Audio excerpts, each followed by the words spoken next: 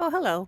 Welcome to another edition of Simply Stated. As you can see, there's a little friend over my shoulder there. Actually, that's a ghost that somebody tied to a pole here in town and has left actually now into the Christmas season that was there from Halloween. It does go with this episode, though, of the series and the show Simply Stated, which is on Charles Dickens' Christmas Carol, a holiday classic about the life of Ebenezer Scrooge, wherein a wealthy man who has done wrong is visited by three different specters: Ghost of Christmas Past, Ghost of Christmas Present, and the Ghost of Christmas Future.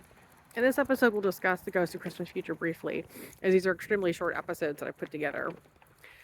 For me, as someone who acted in the play and directed it, and has viewed the most major productions of it in the film world in the US, and also seen it live on stage more than once, and read the book story,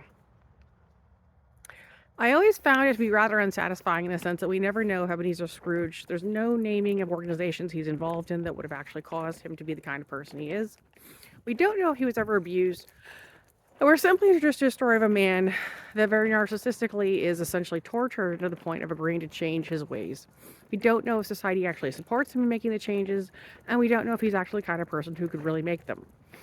We do know that he essentially has a change of conscience due to what Christmas past, Ghost of Christmas present, and eventually what the Ghost of Christmas future shows him, which is a horrible old age where he will not receive good care because of his life, the way he has behaved.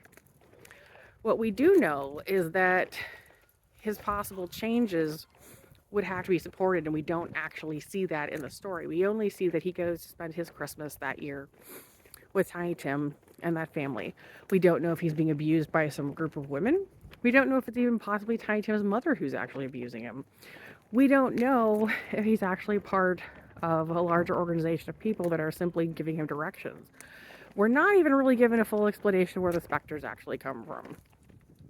Charles Dickens leaves a lot unanswered in order to give the audience a satisfying story of a man who is essentially bad, very simplistically, is told to change very simplistically, and he decides to change very simplistically. For me, as someone who read it, acted in it, directed it, and has watched the production, both theater and in film, I always found it to be really unsatisfying because there was no explanation of where the groups came from, what organizations he was a part of, and who else was actually involved that would have encouraged or enforced or directed him to behave the way he did.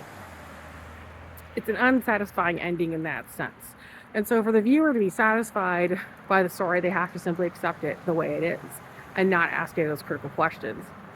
In today's modern world, he would essentially be considered a member of the Russian mafia, and the idea that he could simply proclaim that he would change and be able to do it seems rather unlikely without significant help and support.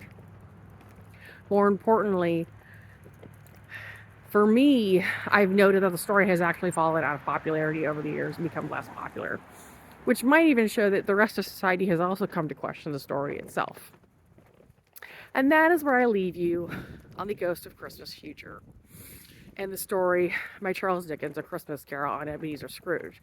My personal opinion as a writer myself is that Dickens knew a lot about what he was saying and not saying, and deliberately left a lot out for the viewer to figure out for themselves, or to simply just enjoy the story the way it was. A simple holiday classic that might actually be meant to simply relieve family tensions and issues around the holiday, and also just simply a piece of entertainment. And this has been Simply Stated. Happy holidays.